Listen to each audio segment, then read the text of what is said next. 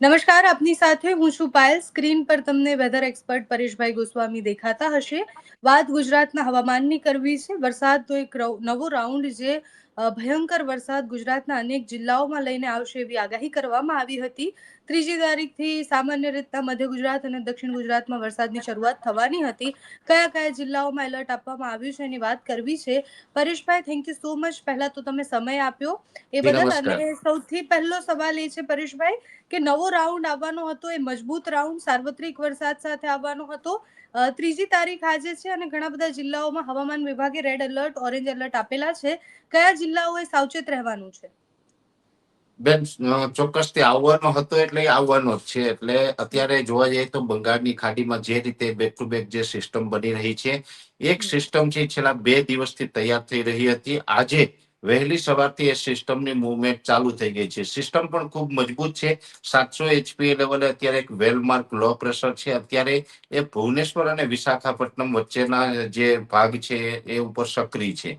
અત્યારે ધીમે ધીમે ઉત્તર પશ્ચિમ દિશા તરફ એ સિસ્ટમ ગતિ કરી રહી છે. લાગી રહ્યું છે કે લગભગ આવતીકાલે એટલે કે 4 તારીખ સુધીમાં, સાંજ સુધીમાં એ સિસ્ટમ છે મધ્યપ્રદેશ સુધી પહોંચી જશે. જ્યારે પણ સિસ્ટમ મધ્યપ્રદેશ સુધી આવશે એટલે એના આઉટર ક્લાઉડ હોય છે ગુજરાત ઉપર આવી જશે. એટલે ખાસ આવતીકાલથી આમ તો રાજ્યની અંદર વરસાદની શરૂઆત થઈ જશે. આવતીકાલથી મધ્યપ્રદેશ બોર્ડરે આવેલા જે દાહોદ, ગોધરા અને છોટાઉદેપુર જેવા વિસ્તારોમાં વરસાદની શરૂઆત થઈ શકે છે. એ સાથે મહારાષ્ટ્ર તરફના જે વિસ્તારો છે, જેમાં ડાંગ હોય, વાપી, વલસાડ, નવસારી, આ તમામ વિસ્તારોની અંદર પણ વરસાદની શરૂઆત થશે. એટલે મધ્યપ્રદેશ બોર્ડરે અને દક્ષિણ ગુજરાતના તમામ વિસ્તારોની અંદર આવતીકાલથી વરસાદની શરૂઆત થઈ જશે. ધીમે ધીમે આ સિસ્ટમ છે એ જેમ આગળ વધતી જશે એમ મજબૂત થશે. કેમ કે અત્યારે એ વેલમાર્ક લો પ્રેશરમાં પરિવર્તિત થઈ છે. આવનારા સમયમાં હજુ પણ એ વધુ મજબૂત થઈને લગભગ 6 તારીખ સુધીમાં એ ડિપ્રેશન બને તેવી શક્યતાઓ છે. અને આ ડિપ્રેશન છે એ ગુજરાતની ઉપરથી પસાર થવાનું છે. અત્યારે જે એનો મુખ્યત્વે જે ટ્રેક જોવા મળી રહ્યો છે, એ ટ્રેક કે અત્યારે જે વિશાખાપટ્ટનમ અને ભુવનેશ્વરની વચ્ચેના ભાગમાંથી પસાર થઈ રહી છે, એ સિસ્ટમ છે મધ્યપ્રદેશ સુધી આવશે. મધ્યપ્રદેશ સુધી આવશે ત્યારે એના મોટા ભાગના જે આઉટર ક્લાઉડ હશે એ મહારાષ્ટ્ર ઉપર હશે. કેમ કે એના જે દક્ષિણ છેડો છે એ મહારાષ્ટ્ર સુધી લંબાયેલો રહેશે અને એનો જે સેન્ટ્રલ પાર્ટ હોય છે એ દક્ષિણ મધ્યપ્રદેશ ઉપરથી પસાર થશે. અને ગુજરાત ઉપરથી જયારે સિસ્ટમ પસાર થશે ત્યારે લગભગ અત્યારે અમારું અનુમાન છે કે દાહોદ, છોટાઉદેપુર અથવા તો રાજપીપળા આ વચ્ચેના કોઈ પણ ભાગમાંથી પ્રવેશ કરી શકે છે. અને ત્યાંથી પ્રવેશ કરશે એટલે વડોદરા સુધીના વિસ્તારો અને દક્ષિણ ગુજરાતમાં ભરૂચ, અંકલેશ્વર સુધીના વિસ્તારો સુધીનો સેન્ટ્રલ પાર્ટ રહેશે.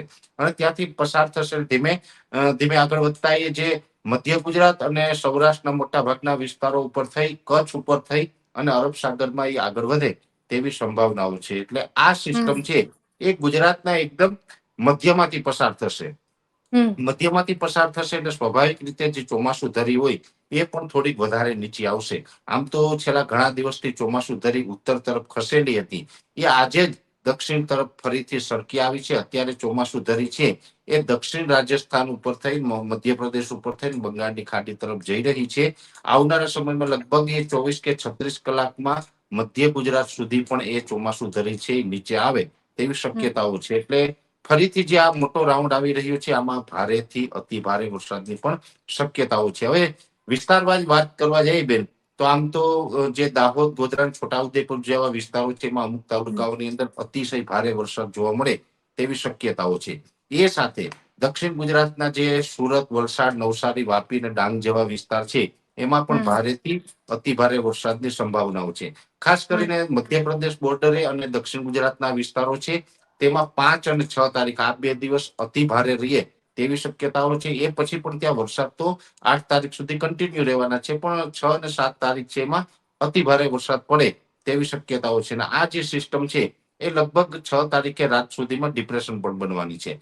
જેને કારણે પછી સૌરાષ્ટ્રના વિસ્તારોની વાત કરવા જઈએ તો સૌરાષ્ટ્રમાં બોટાદ, ભાવનગર, અમરેલી, ગીર સોમનાથ, જુનાગઢ અને રાજકોટના અમુક ભાગો છે એમાં પણ અતિ ભારે વરસાદ એટલે કે અતિવૃષ્ટિ જેવા વરસાદો પડી જાય તેવી શક્યતાઓ છે. ખાસ કરીને જૂની યાદ કરવા જઈએ તો 19 અને 20 તારીખ જેવી રીતે 2025ના ઓગસ્ટ મહિનામાં 19 ને 20 તારીખે જે દક્ષિણ ગુજરાત અને સૌરાષ્ટ્રમાં અતિવૃષ્ટિના વરસાદો પડ્યા હતા કે જ્યાં 12 થી લઈને 15 ઇંચ વરસાદ પડ્યા હતા, એ જ પ્રકારના વરસાદ છે એ આ રાઉન્ડની અંદર પણ જોવા મળે તેવી શક્યતાઓ છે.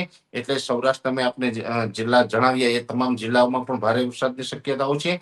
આ રાઉન્ડની અંદર જે પશ્ચિમ સૌરાષ્ટ્ર છે એમાં પણ ભારે વરસાદની સંભાવનાઓ છે. જેમ કે દ્વારકા, જામનગર અને પોરબંદર જેવા વિસ્તારો છે. આમ તો પોરબંદર, દ્વારકા, જામનગરની અંદર તો ખૂબ સારા વરસાદો અત્યાર સુધી નોંધાયા છે. પણ ખાસ કરીને જામનગર જિલ્લો છે ને એમાં પણ જામનગર થી રાજકોટની વચ્ચેના જે 100 કિલોમીટરનો એરિયો છે એમાં વરસાદનું પરફોર્મન્સ થોડુંક દર વર્ષની સરખામણી ઓછું હતું.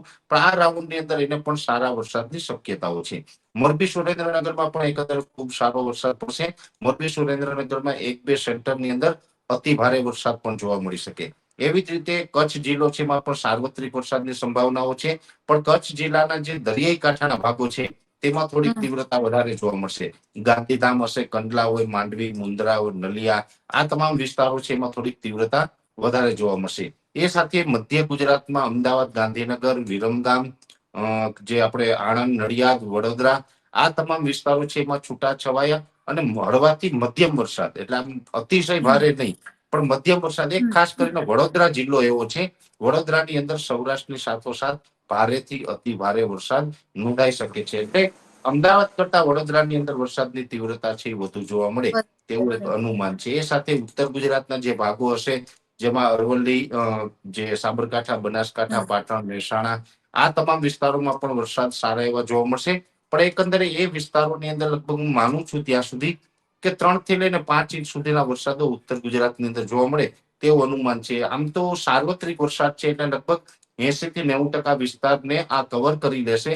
પણ દક્ષિણ ગુજરાત અને સૌરાષ્ટ્ર એવો ભાગ હશે કે જ્યાં અતિશય ભારે વરસાદ પડે, એટલે કે અતિવૃષ્ટિ જેવા વરસાદ પડે 12 થી 15 ઇંચ અને 1-2 સેન્ટરમાં લગભગ 18-20 ઇંચ સુધી પણ જઈ શકે છે. એટલે કહી શકાય કે ડિપ્રેશન છે 2025ના ચોમાસામાં પ્રથમ વખત ગુજરાત ઉપરથી પસાર થઈ રહ્યું છે. આમ તો અત્યાર સુધી જે સિસ્ટમો પસાર થઈ છે એ cyclonic circulation, low pressure, well marked low pressure, આ કેટેગરીની સિસ્ટમો પસાર થઈ હતી. ડિપ્રેશન છે 2025માં એક પણ વખત આવ્યું નથી, પણ પ્રથમ વખત આ ડિપ્રેશન પસાર થવાનું છે. એટલે સ્વાભાવિક રીતે અતિશય ભારે વરસાદની સંભાવનાઓ હોય એટલે મોટા ભાગના વિસ્તારો છે એમાં રેડ એલર્ટ જેવી પરિસ્થિતિ આપણે માની શકીએ છીએ.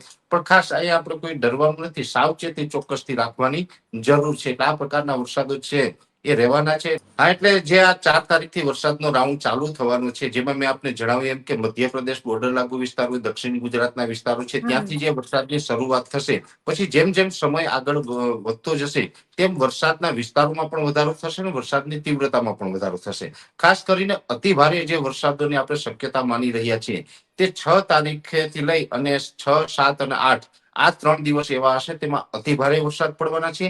બાકી આમ જોવા જઈએ તો 4 થી લઈ અને 8 તારીખનું જે સેશન છે, અને આ સેશન એટલે કે આ જે સિસ્ટમ આપણી ઉપરથી 8 તારીખે પસાર થઈએ પછી પણ આપણી ઉપર આઉટર ક્લાઉડ તો રહેલા હશે. એટલે આમ તો 10-11 તારીખ સુધી વરસાદ છે એ ચાલુ રહેવાનું છે. એટલે આ એક વરસાદનો મોટો રાઉન્ડ છે, સાર્વત્રિક રાઉન્ડ છે. ગુજરાતના 70-80% વિસ્તારને આ લાભ આપશે અને આ વરસાદ છે એની અંદર સૌરાષ્ટ્ર અને દક્ષિણ ગુજરાતમાં અતિશય ભારે વરસાદ પડે તેવું પણ એક અનુમાન છે. પરેશભાઈ, એક સવાલ એ પણ છે કે સિસ્ટમ મજબૂત છે, તમે કીધું એ પ્રમાણે ડિપ્રેશન છે અને ડિપ્રેશન જ્યારે પસાર થશે એના પછીની ઇફેક્ટ કેટલા સમય સુધી રહેવાની છે? એટલે એકવાર સિસ્ટમ ત્યાંથી પસાર થઈ ગઈ પણ એના પછી પણ કયા કયા જિલ્લાઓ એવા છે કે જ્યાં વરસાદ પડતો રહેવાનો છે અને આ સિસ્ટમનો સમયગાળો કેટલો છે? આમ તો બેન આ સિસ્ટમ છે લગભગ 8 અથવા તો 9 તારીખે ગુજરાત ઉપરથી પસાર થઈ જશે. સિસ્ટમ પસાર થઈ જશે પછી એની ઇફેક્ટ છે એ લગભગ 11-12 તારીખ સુધી રહેવાની છે. જોકે એ સિસ્ટમની જે અસર રહેશે એમાં વધારે પડતા તો કચ્છ અને પશ્ચિમ સૌરાષ્ટ્રના ભાગોની અંદર પાછળની અસર વધારે રહેશે.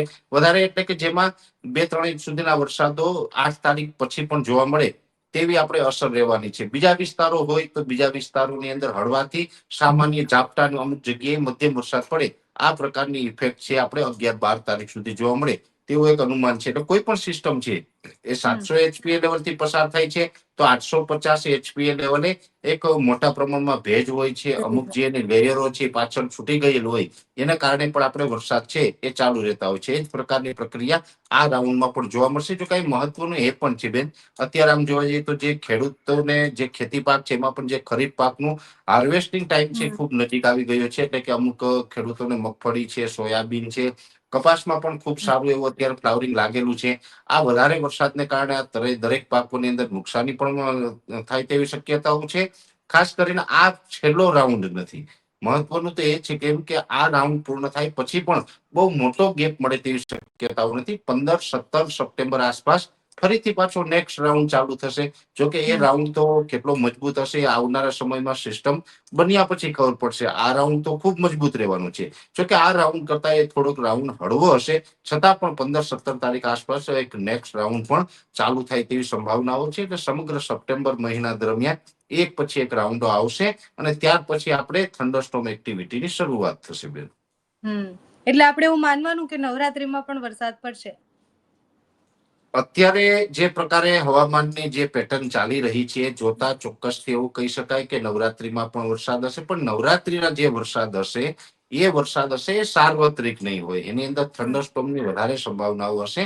એટલે મધ્ય ગુજરાતના અમુક વિસ્તારો છે ને સૌરાષ્ટ્ર ને દક્ષિણ ગુજરાત આ વિસ્તારોની અંદર નવરાત્રી ઉપર વરસાદની થોડીક તીવ્રતા જોવા મળે તેવી વધારે શક્યતાઓ છે. બીજા વિસ્તારમાં છૂટાછવાયા હશે, પણ નવરાત્રી દરમિયાન જે થંડરસ્ટોર્મ એક્ટિવિટી થશે જેમાં ખાસ કરીને બપોર સુધીનું જ્યાં ટેમ્પરેચર ખૂબ હાઈ થયું હોય ત્યાં લોકલ કોઈ સિસ્ટમ બંધાય એ લોકલ સિસ્ટમને કારણે કલાક 2 કલાક કે 3 કલાક માટે તોફાની વરસાદ આવે. એટલે થંડરસ્ટોર્મ હોય એટલે એ વરસાદમાં તો પછી ગાજવીજ અને પવનનું પ્રમાણ પણ થોડુંક વધુ જોવા મળે. એટલે એ પ્રકારના વરસાદ છે થવાના છે. ઘણી વખત એ જે છેલ્લા વરસાદ હોય થંડરસ્ટોર્મ એક્ટિવિટીના વરસાદ હોય એમાં એવું પણ બનતું હોય કે જે લોકલ સિસ્ટમ છે એને કારણે જે વરસાદ પડે એ જે વિસ્તારમાં પડે ત્યાં 5-10 કિલોમીટરના વિસ્તારમાં પડે, વળી પાછું 5-10 કિલોમીટરના વિસ્તારમાં ન પણ હોય. એટલે અલગ અલગ છૂટાછવાયા હોય છે. એટલે એ પ્રકારના વરસાદ છે એ નવરાત્રી ઉપર પણ આપણે જોવા મળે તેવી શક્યતા હાલ તો અમે માની રહ્યા છીએ. Okay, thank you so much Pareshbhai, તમે સમય આપ્યો એ બદલ, આટલી માહિતી આપી એ બદલ. અને પરેશભાઈની આગાહી પ્રમાણે અત્યારે જે વરસાદનો રાઉન્ડ છે એ સાર્વત્રિક વરસાદ લઈને આવશે.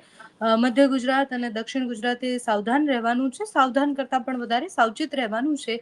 બાકી જે પણ માહિતી હશે તમારા સુધી પહોંચાડતા રહીશું. નમસ્કાર.